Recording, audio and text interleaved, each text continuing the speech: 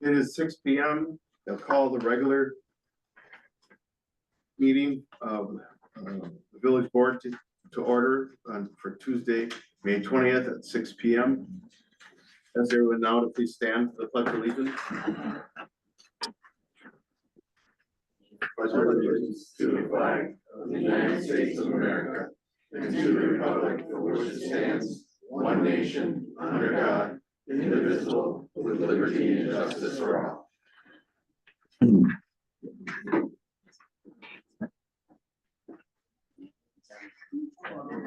Discuss, sorry, I missed the step that we discussed. We were ready to, can you please call the roll? Yep, please call the roll for the village members, Okay, for the board members. trustee Dubak. Here. Kern, Here. Crone, Here. Garn, Here. Moreno, Here. Ford. Here. So, Seacard. yeah, here, thank you very much. Next item is public comment on agenda items, 2 minutes per person, 14 minutes per topic, public agenda, or public comment on agenda items. Anyone here for public comments? Yes. Here I come. Just for our new clerks, so she can get your full name and address. So, My name is Margie Nestorf and I live at 798 Plum Tree Lane here in Somerset. I am a longtime Somerset resident previously in the township, and I gotta tell you, I'm horrible when it comes to history. But I'm happy that we're doing this tour, finding out different things about our village. And one of the things that caught my attention, last fall, I was walking down by the Apple River with a neighbor, and we discovered many look like foundations of various buildings that were down there, and neither one of us knew a hoot about what they were or why, so we did a little looking in, and Bob here has helped us with some of that, but the foundations I that we can appeared to check see. and tell you what they were probably used for, but go ahead. It looked like it was the mill and the sawmill and then the flour mill or jest mill.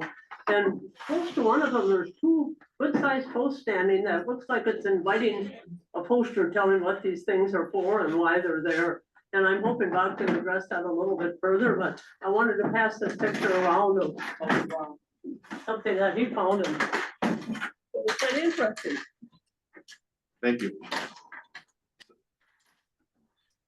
You don't, just You can just- Okay. do, stay right there, Okay, sir. my name is Robert Treelock. I live at 201 Arnold Street. You gotta be loud. Okay, I've been a resident here almost 40 years. And Marge told me about her idea, and where these posts are was where an old float right or something tubing sign was on the west side of the river. There's still one on the east side of the river that's going up the bank. This one's facing the road, so people could see it as it's going across the bridge, and we thought that'd be a great place to have that picture. The other pictures, I'll send it around. To make that picture, because here, I'll put this way, this is what the library is gonna do. If you heard about this talking thing? Yeah. And it's on their thing, but when people say, well, there's where the old dam is, they won't know, but this will show it here. And, Yeah, I'll give you more. okay. I met with the library director today and she shared with me what to put that yeah, listening program. There's signs throughout the community where you can scan. You And have it one right will- here. Yeah, right, yeah, there's one in front of the village hall talking about the bank robbery. yeah. It So- would be really nice to know what was there. There's not enough of it left anymore to know, but I think a little background would be good and. And you, We could reach out to the newly formed historical society. And that are working with the library on that program, so. and you could have that picture blown up and put it on a 4x8 sheet of plywood, which would cost less than $500, and I'd be willing to pay for it to get it.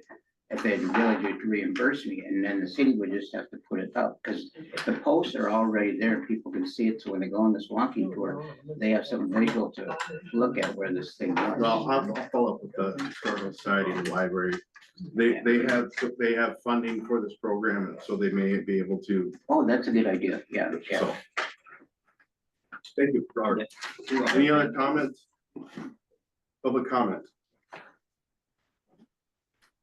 Anyone on Zoom? Hearing no more requests for public comments.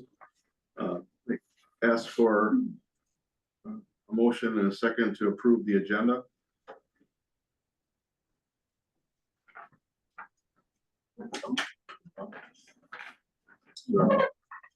I'll make a motion to approve the agenda, consent agenda as presented. Just a regular.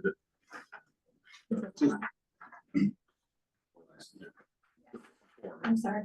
Sure. The full agenda. Yeah.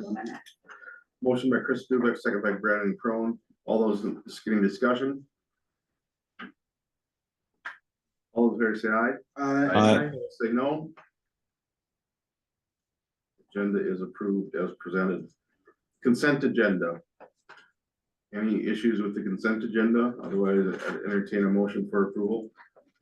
Caleb Garn make a motion to approve the consent agenda. Brandon Crone, second. Motion by Garn, second by Crone. Any discussion on this consent agenda? Hearing none, all those in favor say aye. Aye. Opposed say no. Consent agenda approved. Moving on to 6A. Ryan. Jason Reed, who is the conditional use. plan, Yes, He is on Zoom. Do you want to just let him know that okay, that sure. was approved? Mr. Reed? With the consent agenda, we just approved your CUP that was reviewed 2 weeks ago at the planning commission. So everything at this point is approved and there's no further items regarding him on the agenda. So just wanted to let you know. Good luck on your business, sir. I appreciate that. Thank you very much for your time. Thank you. Have a good evening. You too. Thank you. 6A, because there's no committee meetings, requested to have the full water, sewer, and village water and sewer bills in the packet for review.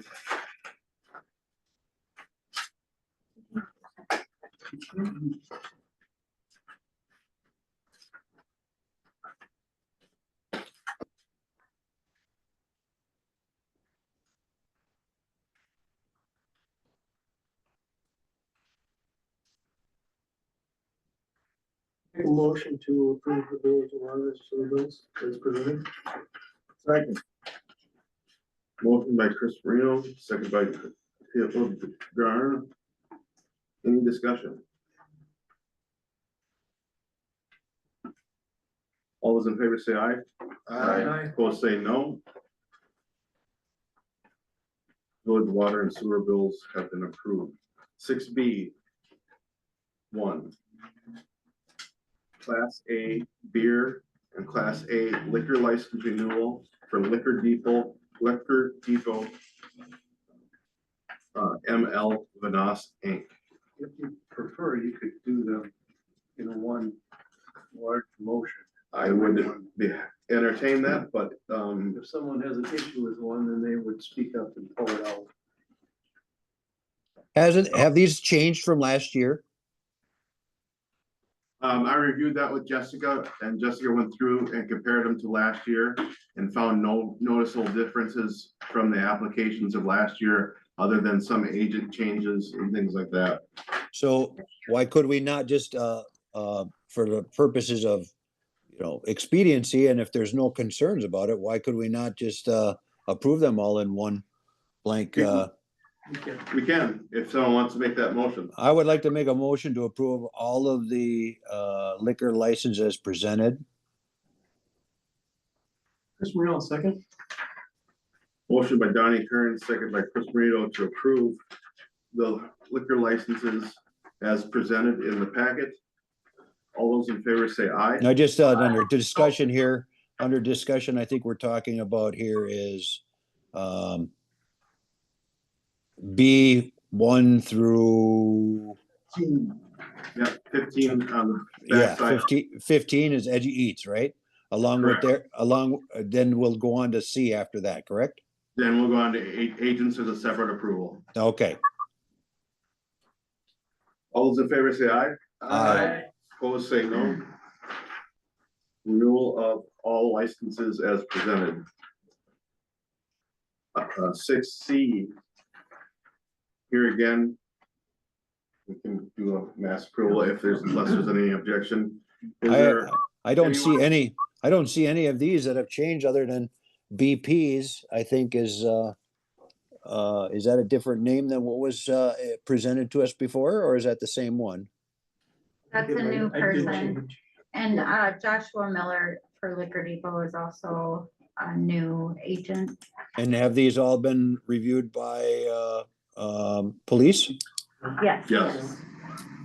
Make a motion to approve the liquor license agencies on item C, subsection 1 through 10 as presented. Second.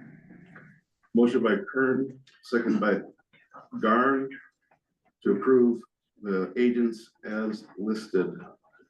Any discussion?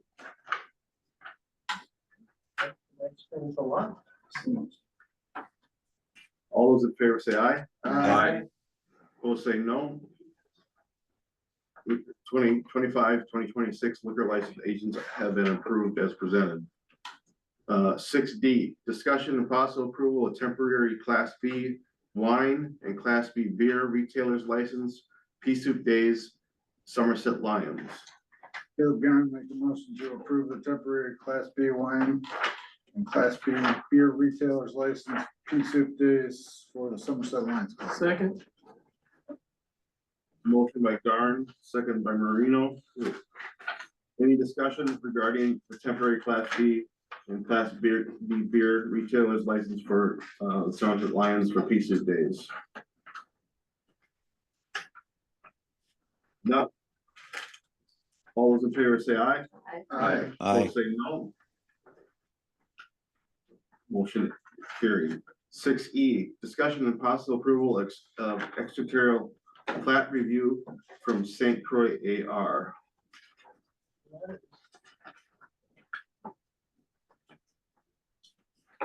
I guess I don't know what this is.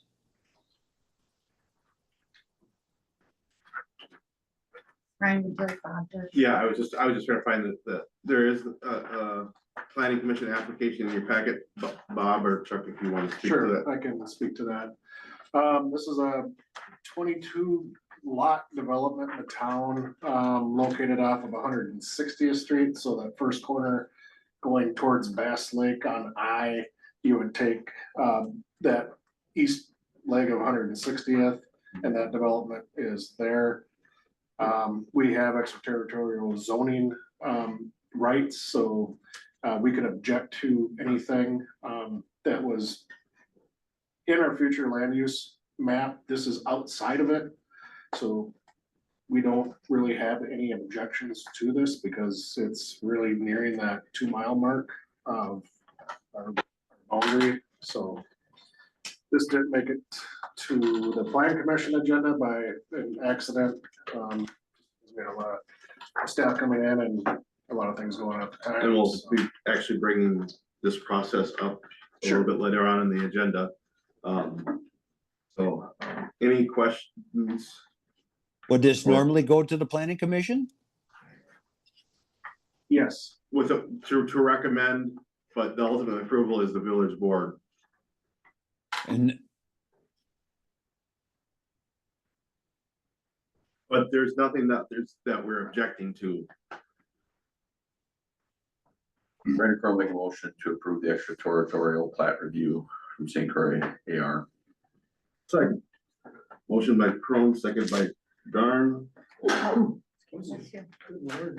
Any discussion?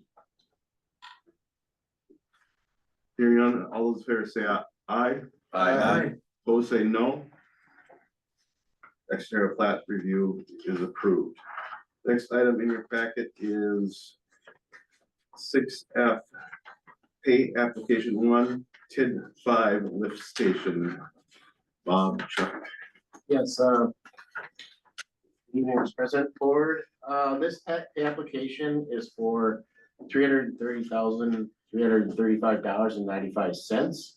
It's for work on the lift station project from March 1st through April 24th. And it includes silt fence, site grading, installed lift station structure and piping. At this time, we're recommending approval and answer any questions that you may have. And this is for the TID is being financed by TID 5, so just for Correct. clarification. The change order of 17,772 on there? Is that inclusive in that 330, 335?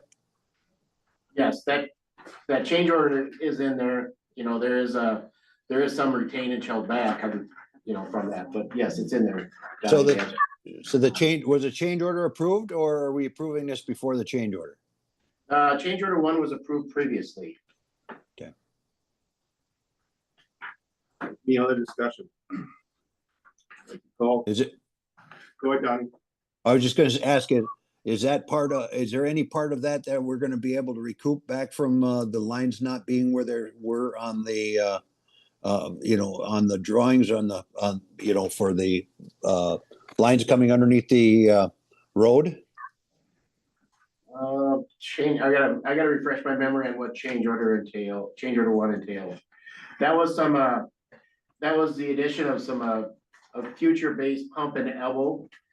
So you know, so it's installed now, so when you add that third pump, so it has nothing to do, Donnie, with the casing pipe. It was the one where we voted to add on the stub outs and stuff down for the future because it was a lot cheaper to do it now than. Yep. When it's all clean at the bottom of the lift station. Yeah, I guess my question was on the 330 portion of it. I understand the addition of the change order that was approved, but you know, I thought there was a portion of that. My question was a portion of that 330 part that what cost us to additional monies to try to locate those pipes? Short answer is no. There's a Okay. change order later on in the agenda. Thank you.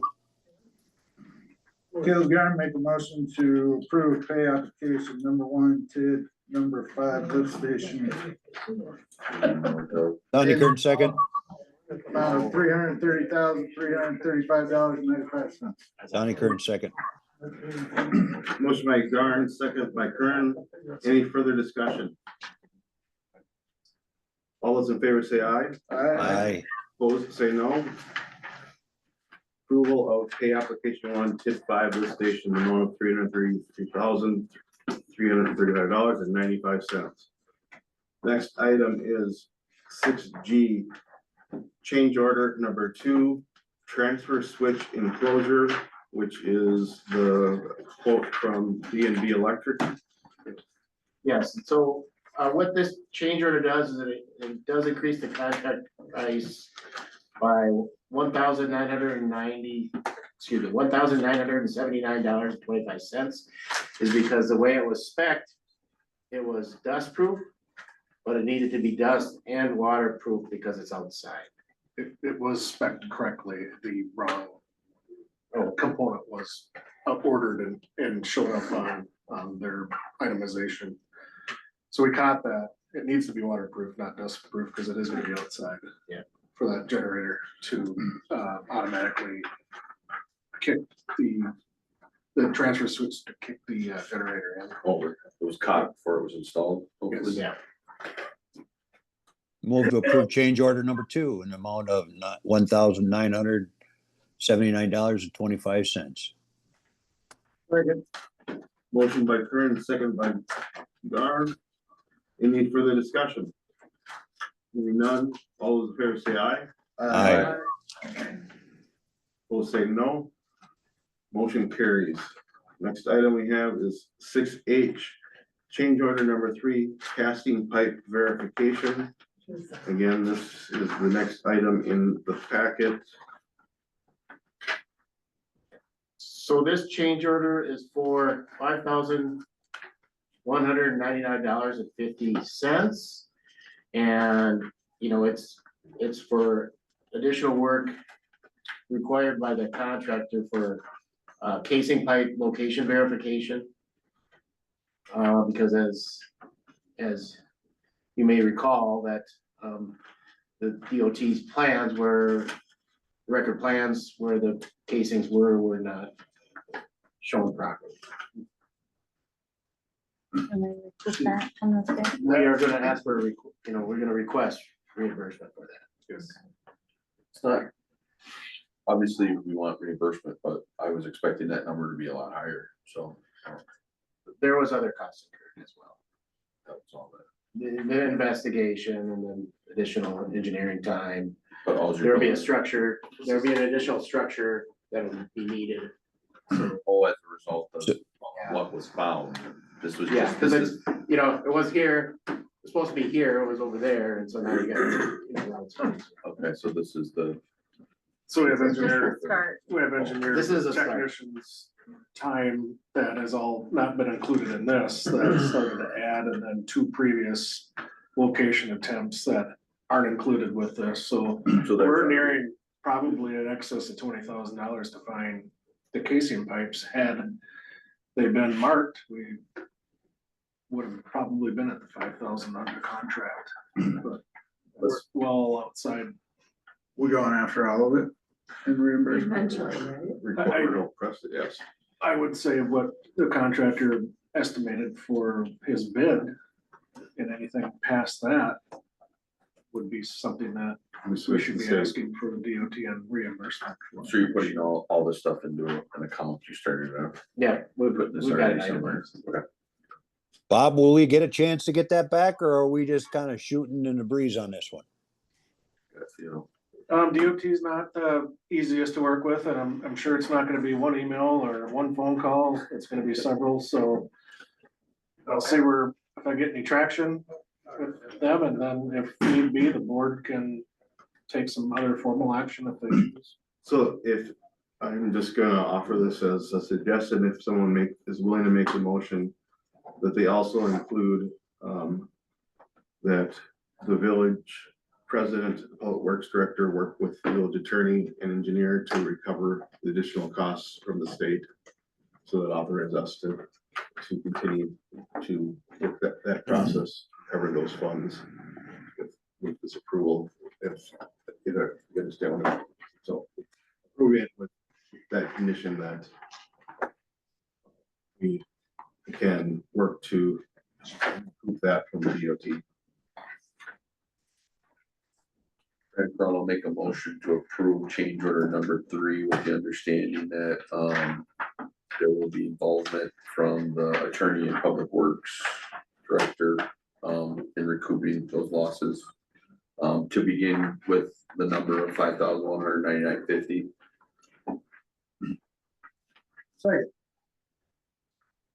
Motion by Crone, second by Garn. Any discussion further? Could you restate the motion for me, Mr. Chairman? The motion is, as I understand it, is to approve the change order as presented and authorize the public works director, village president, and the attorney to seek recovery of the additional funds from the DOT. I'll amend my motion to add the president. No, I don't believe I had president in there, so. Any other discussion? Always, all those in favor say aye. Aye. We'll say no. Next item we have is a task order from MSA for the 2025 mill and overlay and microsurfacing for Parnell Street, Germain Street, Evergreen Drive, Shockner Street, and Lemire Street.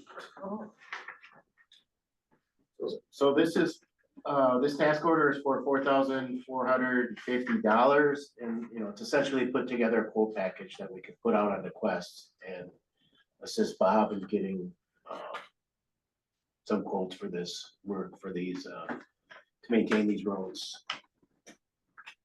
And just to clarify for the people in public and those listening, it's a mill and overlay. It's not a complete street reconstruction. So, just to clarify, it's not a complete reconstruction. It's just a mill and overlay. And then some microsurfacing, which is a different type of treatment, but similar. Public Works had a committee previously had submitted for sitting out for bids for that. Is that something that has happened or that now that we're going back and getting a task order for this? That is what it's being presented is the task order to assist in seeking those bids for the public works for the public works department. You gonna save us $4,450, Chuck? Sure. Well, I don't know much about this process, but I've heard this is what they did on the Stillwater Bridge and that it's coming up already. Not saying it, you just may wanna find out a little bit more if that's true or not. They delaminated. Yeah, and it's the same process they put on there and it didn't last. We've done this for- That's seal coating. Not microservices, so. So it's a little different. Well, I mean, we'll have, before the project is awarded, we'll still have time to review approval. Yeah. This is not a guaranteeing that this will be. You know, in general, that, you know, the microsurfacing, it's a thinner overlay, but if you have a nice uniform crown, you know, we're just looking for ways to, you know, do things as economically as possible. This isn't the stuff where they spray it on the ground, right? Or where they spray it. It's not the seal coat where they put the oil down and then they put the rock on. The AMZ, I think is what you're referring to, is where they spray and it's loose. Yeah, I get a lot of complaints. That'll be a component if a street's a candidate for micro sealing. A part of this process, we need to identify the right resurfacing for the streets and also the economic value of doing that. Because if you get sticker shock, if you include all these, it could be in excess of $500,000. So that's why we're looking at what type mill and overlays are a little more expensive than micro sealing and chip sealing, so, but then again, some streets just need it. So Chuck's gonna give us a targeted breakdown of where it really, really needs it and where we might not need to spend too much money. Yeah, it'll be a collaborative effort and, you know, there's opportunities, you know, where it makes sense to maybe alternate bid or bid both of them to see, and then compare the prices we get for the two. You know, and then with that you know, microsurfacing too, there's a period of time you have to stay off it, you know, so there's other inconveniences associated with that sort of surface treatment, so there's a lot of give and take here. Just So it's good to have a reference, second Main set up. Street is roughly $160,000 to mill and overlay. Microsurfacing would be about 70. That's why we're trying to really. Well, would we need to even discuss microsurfacing on Parnell and Germain when we all know that needs to be a mill and overlay? Nope, that street is, we know that's just gonna be an overlay, not even a mill. Right, So, okay. a cost savings there. That's where I was, you know, I mean, for those two, it wouldn't even need to have that conversation with regards to Evergreen, Shockner and Lemire and Main Street. Yeah, I can see where you might want to, you know, look at the cost aspect of that. Because I know even on Shockner, it's, you know, it's some spotty stuff in there. And I didn't know if is that what you're kind of looking at, Chuck, as you look at it and say, well, we can kind of grind this out and save this portion and not have to do the whole street? Yeah, that is the intent of this engineering order, is to assist the Public Works Department and determine which surface to use or repair process on which streets. Brandon Crowe make a motion to approve the task order from MSA for the 2025 mill overlay and microsurfacing for Parnell, Main Street, Evergreen Drive, Shocker Street, and Lemire Street. Caleb Garn, second. Motion by Crone, second by Garn, to approve the task order from MSA. Any discussion? I only question go ahead. is it mill and overlay? If we're doing that, is that something that MSA is just going to be overseeing the mill and overlay for those? Or are they going to be coming up with a budgetary plan and we're going to be postponing that? Will this project happen yet this year, or is it going to be postponed until next year due to this re-engineering?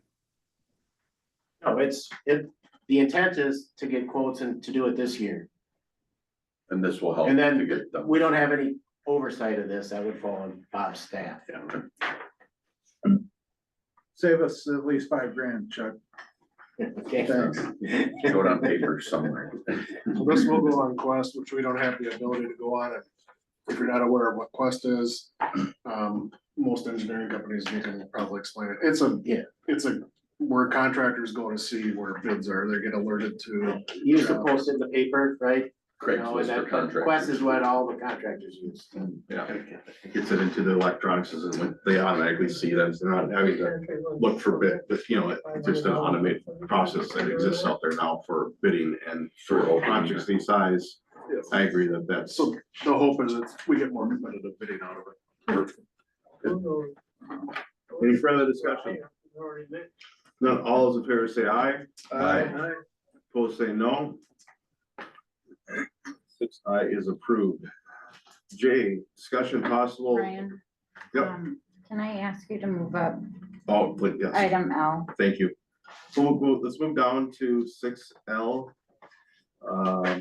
Initial resolution of Village of Somerset, Wisconsin, relating to the issuance and sale delivery of 1.63 general obligation promissory note series 2025A of the Village of Somerset, Wisconsin, establishing the terms and conditions therefore, directing the execution and delivery, and creating a debt service account therefore, and awarding the sale thereof. Josh? That's me. Sorry, Josh, we probably should have moved you up sooner. No problem. It's only been like, what, 15 months? I definitely sat through much longer meetings before they got to my item on this one. Places that are farther away from my house, so, not bad at all, but thank you so much for even considering that. Very helpful. So thanks for having me. I think at this point, we've already talked to you guys several times about the activities going on in TID 6. So this is a culmination of a pretty long process. I think it was back in mid-February was the first time I presented to finance about the borrowings for this project. But it really goes back to the creation that we've been working on of TID 6 in 2023. So what we're doing now is taking on the financing to reimburse Capstone for the infrastructure they put in. Obviously, if you guys have been up that way last few months, I'm sure you have, it's going very, very well. So that's a fantastic boon for the village. But in terms of today, this is the culmination of the process of issuing the debt to pay for that, right? So since we talked in February, there's been a lot of steps and a kind of mazy process to get to where we are. But the nuts and bolts of it is we, Ellers, have worked to put together the preliminary official statement. That's what we go out to the market with so that investors can get a sense of the projects, what we're looking to finance, the village's financial health, your governance, all those kind of things to see what they're going to bid on in terms of interest rates for your debt, which you're looking for. We also had a call just on Monday with Moody's, the rating agency, who certified your current rating of A1. So congratulations, you were able to maintain the same status. Woo! There you go. Good job. And I'll be able to walk you through some of what they really talked about on the call. That's really the main thing that I want to focus on. So right now we can talk the first page, the sale results. All this is pretty high level. The main takeaways from this that I want you guys to know, first off, the thing that most people care about is the interest rate, 4.18%. That is a totally reasonable rate these days. For pre-sale, what we were looking at, what we estimated was 4.63, I think something like that, maybe even a little, somewhere right around that range. It was the 4.6 range is what we were looking at. So the fact that it was coming in at 4.18, given how much has changed in the financial markets, I'm sure you guys have read about bond yields and everything going up recently over the last 12 months. The fact that we were still able to come in pretty close to that target, well underneath that target actually, makes me feel really good that a lot of things have evened out since then. We certainly saw many things happen that were strange to us in early April. Some sales got canceled. Ones that went forward actually wound up getting rejected by the governing body when they were brought to people. Like that was literally sales that were going on April 6th. So I'm glad that plenty of water's gone under the bridge between now and then, and things seem to kind of cool off in the interest rate market. So that's great.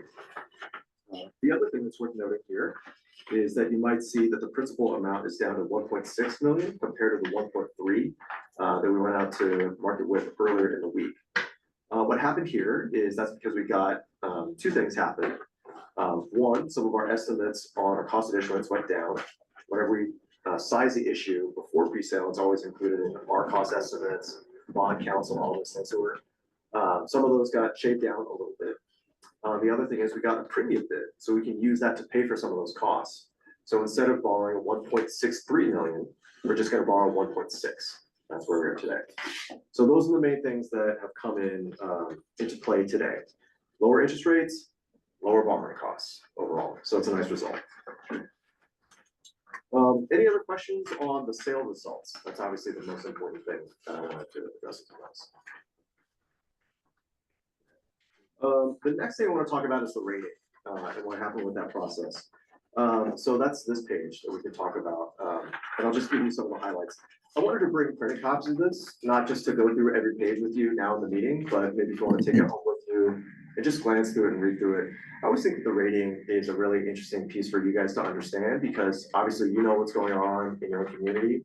And I work with you pretty closely, and I'm here as much as I am anywhere, any of my clients. But it's really nice to get that snapshot of what third-party people and how they view your finances at a completely dispassionate, really data-driven approach. And they can see not just, you know, Wisconsin villages and communities, but they're compared nationally, right? So when they're looking at you, this is how they view you. And so the most important things here are really on this page, like credit strengths, favorable location with access to employment centers in the Twin Cities Metro. That's something we hype up a lot when we talk to you guys. And certainly when we're talking about a TID6 financing, that's really the main story that they're looking at. First community, when you're coming over the bridge, if people want to go to live in Wisconsin, if they're moving out of Minnesota, they look at Somerset, right? And I think that that is really what we're seeing in terms of Capstone. That's why there's so much growth here, which you guys are trying to deal with now. And then the strong value per capita. Might not always feel that way, but you are seen as being relatively wealthier than a lot of communities, certainly in Northwest Wisconsin. So that is certainly something that you have working in your favor. Credit challenges, on the other hand, is that they're seeing your reserves going down over the last couple of years. And that was certainly something that they noted in the call, right? And combined with that, something that you don't have control over is levy limits, right? That's something that all the rating agencies always talk about that are difficult in Wisconsin because it limits your ability to raise revenue. That's nothing that you have control over. The only thing that you do have control over in that regard, not that regard, but in terms of challenges, are your reserves. So that's something that you'll want to monitor moving forward. The rating agency calls are nice because they'll look at lots of different factors. The economic growth is something that you have some control over, but of course, if it was something you had a lot of control over, all the communities would be doing great. We just pull that lever. It says, make economy good, right? We don't have that power, but your reserves is something that's probably the most within your control over all of these things that they look at, like that kind of thing, your budgeting practices. That's something that they really spend a lot of time focusing on. So the next couple bullets, factors that could lead to an upgrade in your rating, significant growth. We're getting that. You're getting credit for that. And then your fund ratios going up, right? And then the factors lead to downgrade, kind of the opposite. If you take on a lot more debt, if your liquidities go down even more. So those are the kind of things they're looking for. How much do you have on? How much fund balance do you have? Those are like the key management choices that you want to look at. Okay? Put the whole rating report in here. So on the next few pages, there's lots of other summary statistics that you can look at. You know, this is all their public report, what they look at on the data side. And I want to show you one thing on this last page here. Josh, was this reviewed, sent out to everybody? Because I'm looking for what you're talking about and I'm not seeing it anywhere. No, Donnie, it's He on. just brought it tonight. It's a Don, handout. We'll get it to you. Could you leave one in my mailbox, please? Yep. So we're gonna go flip to this page, the rating methodology and scorecard factors.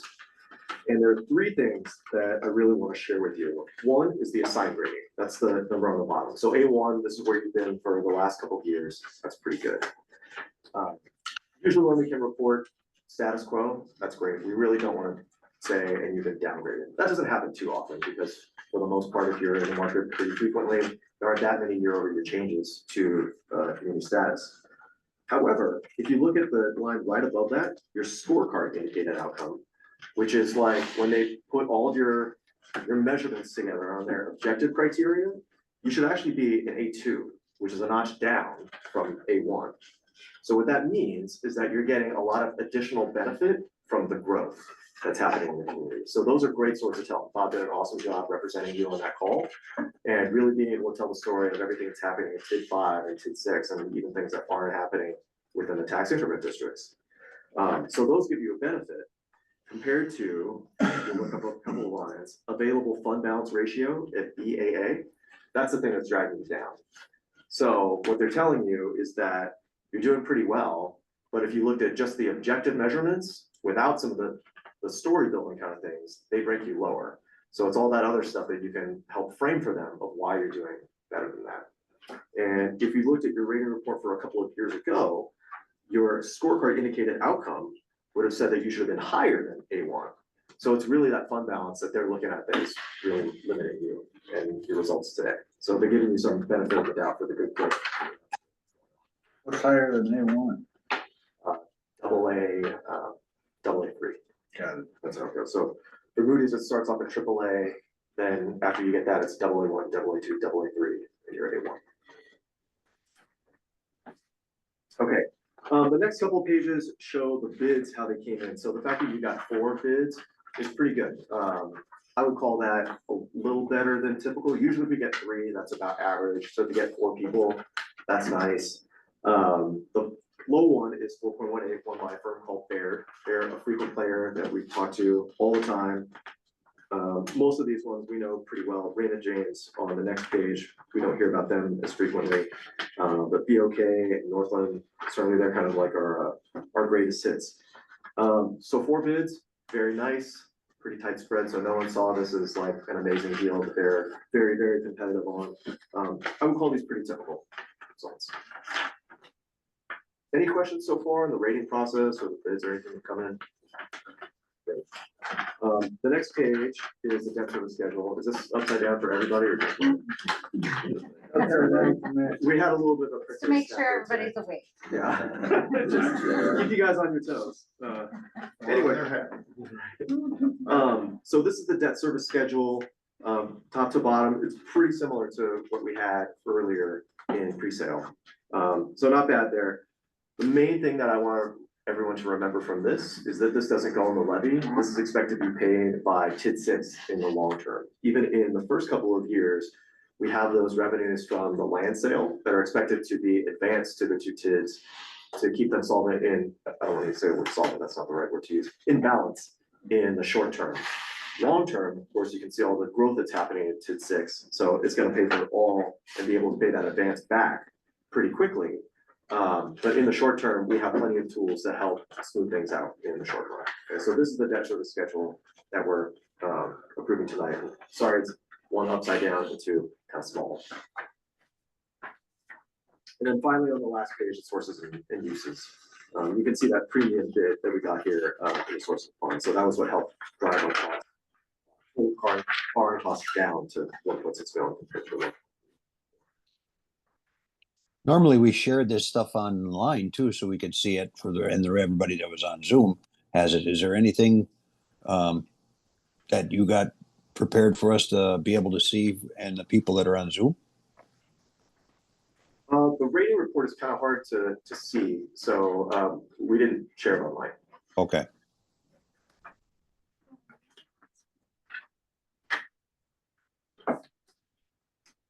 Any other questions for Josh? No, very good. Request, motion to approve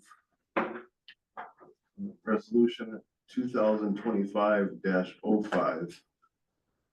Brandon Crowe make a motion to approve the initial resolution of the Village of Somerset, Wisconsin related to the issuance, sale, and delivery of $1.6 million for the general obligation.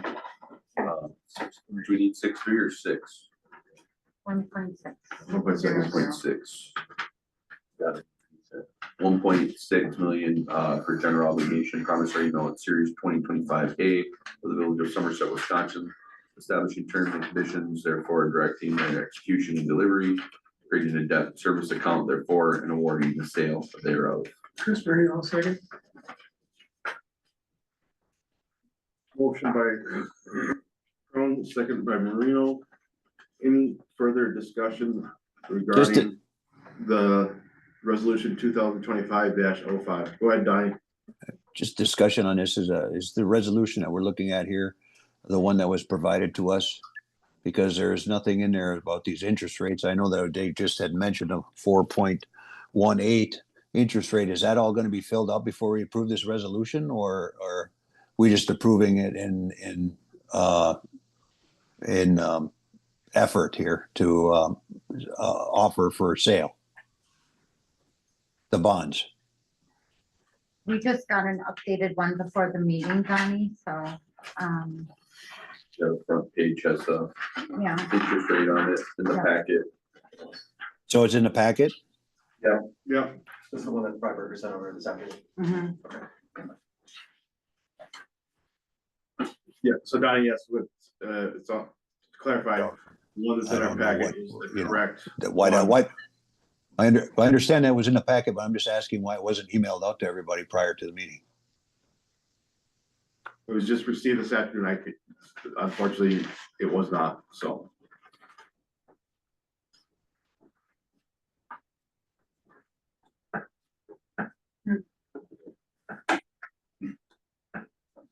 I'm, and in good faith, I'm not going to be able to vote on this one until I see the actual resolution as it's presented. It could be emailed to me and I can look at it, or I will just abstain from this vote. That is your choice. We have a motion and a second. No further discussion. I'll call for the vote. Roll call. Caleb. Aye. Brandon. Aye. Chris. Aye. Myself, yes. Jessica. I, Chris Marino, aye. Donnie. Abstain? 6 yeses, 1 abstention.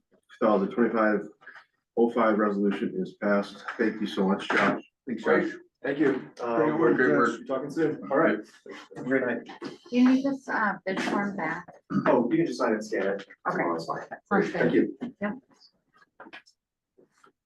We're moving back up to 6J. I'll turn it over to Brandon, his request. Yeah. Just forward for you, we put up the agenda, so. Thank you, Ryan. So on May 31st, there's going to be a group of gentlemen pouring disc golf pads and fixing that up. As part of that, they also need a pad up at the food shelf for a shed that the high school is building. So since it would be, since we need roughly about 3 yards of cement, it's about $500, I would just ask that the village would cover that, since my business partner and myself will be donating the labor and the wheelbarrows and everything for pouring the cement on the disc golf course. Just asking good faith that we could donate that $500 for the cement on the same truck. I will not be able to vote on this as I am a board member on the food shelf. So yeah, that's all I got. So you're gonna need two yards at the food shelf, and you said 3 yards at LaGranger? No, we'll need 3 yard, well, I'll need up to 3 yards, depending on how deep we grade it. But then LaGranger will be 5 yards, but that's on park improvements. So the 5 yards for the disc golf stuff is paid for through park improvements and donations from the sponsorships is how we're planning on paying for that, but this is outside of that. Before any more discussion, is there a motion and a second to proceed with this? Doesn't a food shelf raise money for that kind of stuff? Yep, typically we would raise money and ask for funds, so my business partner and myself will be donating the labor to the food shelf. Chetan Patel will be donating the shed, so the shed's $3,000, so he'll be paying for that. Mhm. So it really is a great collaboration between the school, SMC, and then my business partner and myself. Because I know there's been other people that have donated when the actual food shelf was built. I know I donated labor and time to to put the walk-in and stuff up in that there as well. So, that's why I was asking if there's other individuals that were, solicited for this, donation, before it came to the village. I know the cement was, kind of a thought after we were talking about pouring the, disc golf pad, and just kind of thought, well, since we're gonna be doing the disc golf pad, we could do the food shelf, at the same time. Do you know when you're doing the disc golf pads? May 31st.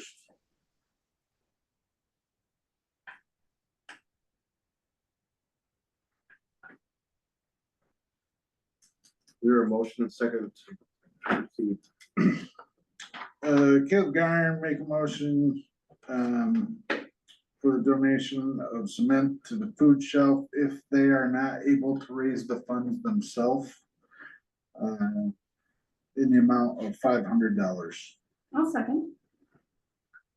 Motion by Garn, second by Dubik, to approve a donation of $500 to the food shelf, not to exceed $500. Is it, how are we going to, oh, I'm sorry, discussion, Mr. Chairman? Yep, just go ahead, discussion.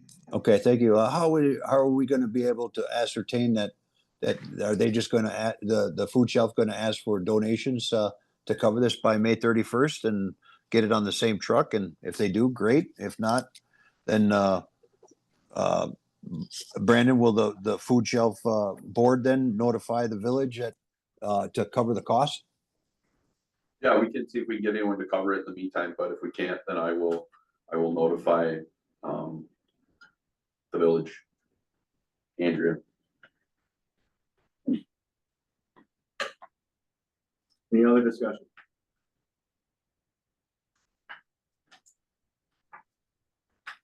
Call for a roll call vote. Chris Marino. Aye. Yeah. Jessica. Yeah. Nate. Myself, I yeah. said that. Sorry, I said yeah. Okay, yeah. Okay, Sorry. okay. Myself, yes. Yes. Chris, I'll abstain. same. Caleb. Aye. Donnie. Aye. 6 yeses, 1 abstention, motion passes. Thank you very much.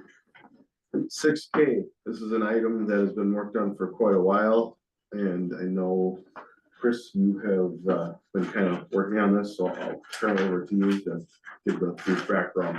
Okay, well, perfect. So since the fire department is based out of the village and the town, we need both of our ordinances to align in order to pass an insurance inspection. So I went through and with Chief Bill's help, went through and made some changes to 2, 4, 5 specifically. Do you want me to go through step by step? Or just highlight, you just highlight the changes that. Okay, yeah. right, because we've had, so 2, 4, 5, the first section that's crossed out has been moved. It's still, that is the part that we really needed to update. And then that has been moved to 521 F and G. If you look the red on the next page, that is the correct text that we need to follow. So then we just need to reorder this instead of it being A, we're going to move up the next, the appointment of commissioners to A. And then there was also an issue pointed out that we need to make sure that we're using the exact same terminology. So fire/rescue is what the village is using. So throughout this, there's a place or two that we need to just correct, so we're consistent throughout the whole ordinance. With the town, right? Sorry, With the town? within our ordinance. The Yeah. town is slightly different, than it Okay. says fire and rescue commission. But as long as we're consistent, that's. in our all- ordinance. align Exactly. together. Exactly, yep.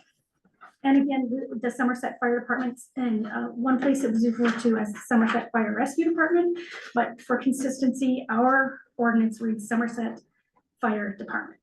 So that's what I thought we should stick with. So that, like I said, so if we're looking at 521, we have removed the pieces that are no longer pertinent and put in the correct of F and G. That basically just talks about the fire department organization as it really is. Now, there was some talk of, So really, it's a moving of a section, correcting the correct titles, and then numbering and lettering the ordinance, so. Yeah, exactly. So there wasn't a Consistent. lot of difference between our ordinances, just getting them in line. So they were, Exactly. okay, Yeah, exactly. So that we're consistent with the town's version as well. So 523 had, there was some suggestion of moving things around, but I went through line by line with the town and the village, and it's the exact same organization.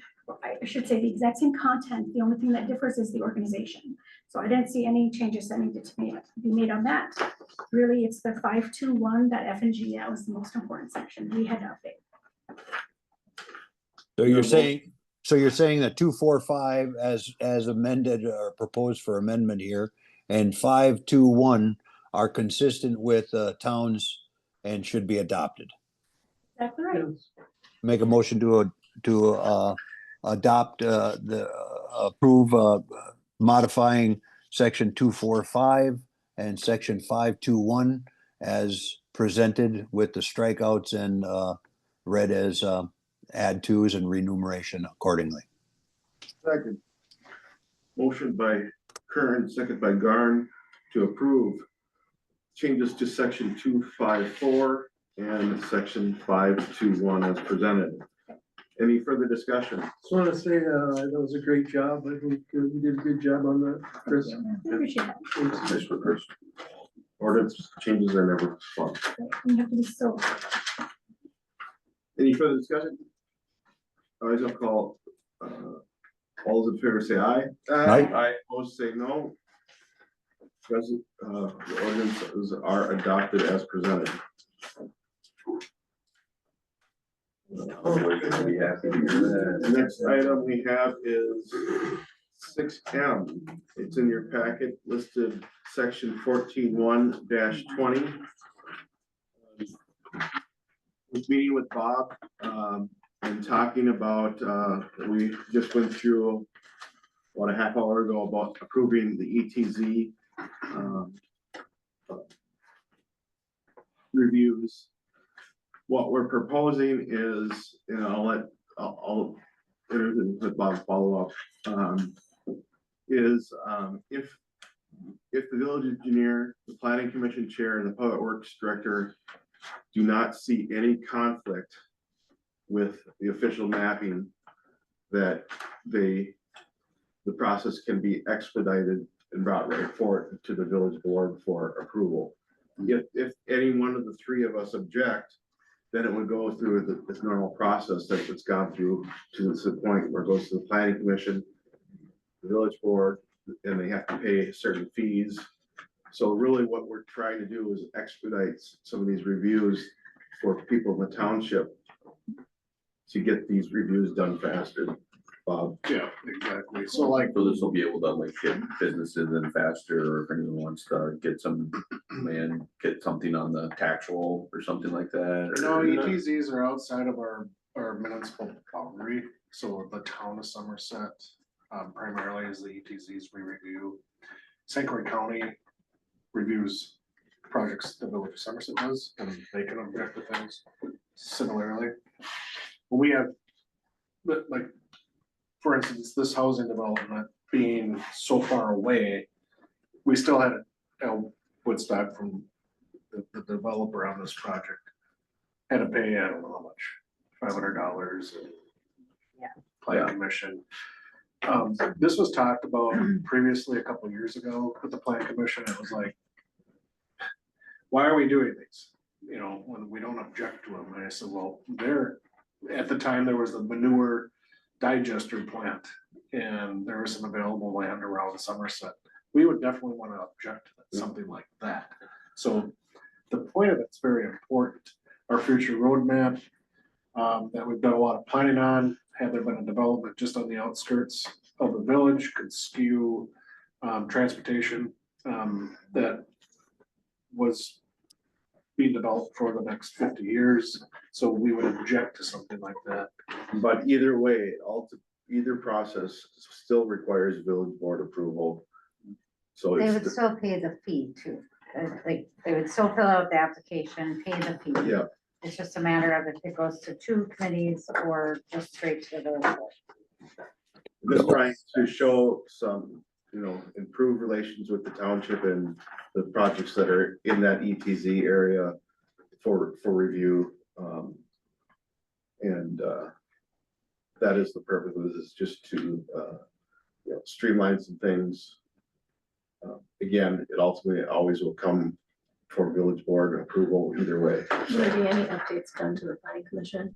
Well, but I have a, I've included would be then provided to the plan commission. The plan commission said, hey, wait a second. This doesn't look right. We bring it to the plan commission. And does this then take away public comment? No, village board would have the ability to have public comment on that. well, you still have public comment though also on their planning commission, wouldn't you, if it was given to them? If it was given to them, but if it's not, if there's no objection, then the hearing would be with us at the village board. Understood, but prior to that, it goes to the planning commission, and if people would have a chance to see it at that point in time, or listen to what planning commission says, and if they had an opportunity to object, they could object at the village board. If comes to the village board and these items aren't even put out other than on the agenda, nobody's had a chance to review the extraterritorial plat. And before that, they had a chance to review the territorial plot under the planning commission. So we're kind of cutting. Point of order, Mr. Chairman, I'm still talking here. I wanted to see it. I'm just saying, the village attorney is indicating that's incorrect. I'll deviate my time to Paul. Paul, care to explain? What this will do is there'll be an initial, I'll call it an administrative level review. And if those three individuals feel that this is a simple project where there's no likelihood of objection, then the planning commission stage will be skipped and it will go directly to the board, and there won't be a fee for the plan commission paid. Now, if any of those people think there could be a concern, then it goes to plan commission to the board like a normal project. But I think the idea is, some of these are fairly simple. It could be a 2-lot CSM. And, what's the need to go through the plan commission and all that for some of those simple things. But, you're gonna have some trust in the people that are tasked to make the initial review. Which is currently the planning commission. Correct. But this skips a step. Yep. And we've had nothing but problems going through some of these, and I just think that having the opportunity of offering additional public comment, it necessarily couldn't hurt the matter. It offers transparency to everybody. And I understand what you're saying, but if these individuals are wishing to go through the process, they at least know what they have to go through right now, and notifying the village and having a meeting with the planning commission before they move forward if it's a plot of 5 lots or more.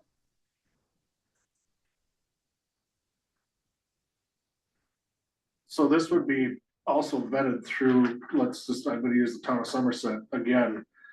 They would go through a much more detailed process where then neighboring adjacent landowners would then have the opportunity to petition the town to say, we object to this for this reason.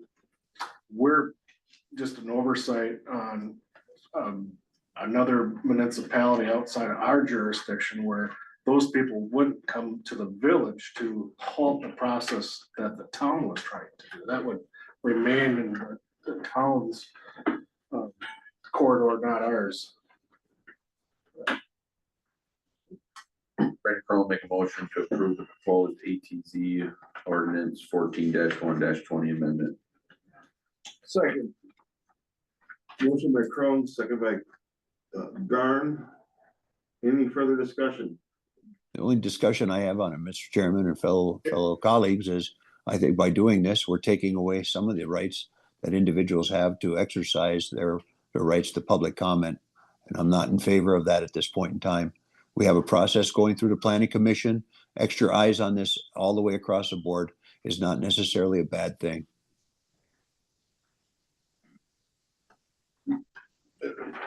My comment on it, Donnie, is they still have the opportunity to do it. This streamlines the process, saves time and money to the potential homeowner, developer, by removing what seemingly is an arduous step. And in the, and then my Township has to say grace over it anyway.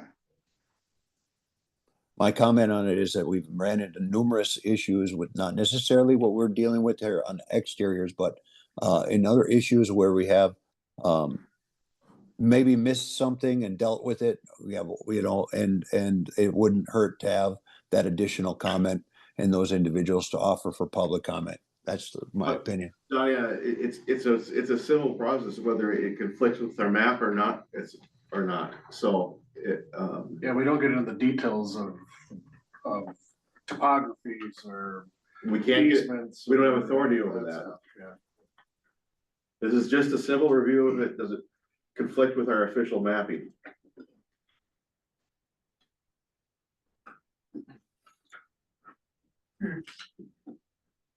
I will call for a roll call vote. Donnie, No, Caleb, Aye. Brandon, Aye. Chris, Nay, myself, yes. Jessica, I'm torn. I'm gonna say aye for now, but if this doesn't work, we have to change it back. we can do make sure it's on the agenda a year from now. To And revisit it, see if it's working. Yeah. Absolutely, sure. Chris, aye. Motion passes. Next item, as previously discussed during the committee appointments, is clarification of a couple things that the chief and I had in our review session of the Emergency Management Committee. We are adding the following language to 551A, which clarifies that the chief of police is our liaison reading. The chief of police shall be emergency management coordinator for the village of Somerset and shall be primary liaison to St. Croix County emergency government.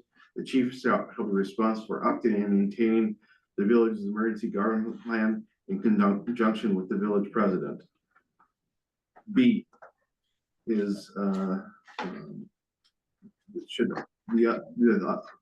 police lieutenant should also be in red. That is the addition.